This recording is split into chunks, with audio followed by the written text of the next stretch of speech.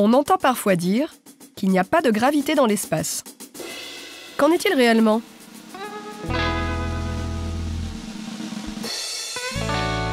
Allons voir les chiffres. Selon la loi de l'attraction universelle, deux corps s'attirent avec une force qui varie en fonction de la distance qui les sépare et de leur masse. Sur Terre, tous les objets sont donc attirés vers le centre de la planète sous l'effet de cette force dite de gravitation. C'est la gravité terrestre. Même si vous les lancez loin, ils finissent toujours par retomber, en suivant une trajectoire qui les ramène inéluctablement au sol.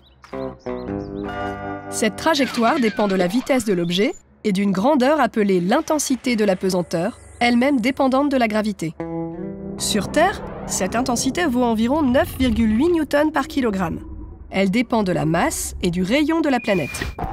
Elle est donc différente sur la Lune, sur Mars, sur Saturne, sur Pluton ou sur Jupiter.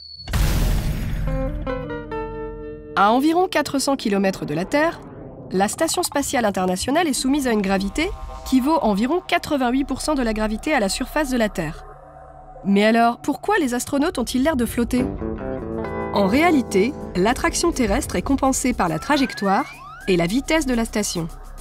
Lancée à 27 700 km/h, la Station spatiale internationale suit une trajectoire parallèle à la courbure de la Terre. La station et ses occupants sont en chute libre, mais dans une chute qui ne se termine jamais. Ils sont en orbite. Les astronautes ont l'air de flotter dans l'espace, alors qu'ils sont soumis à 88% de la gravité terrestre.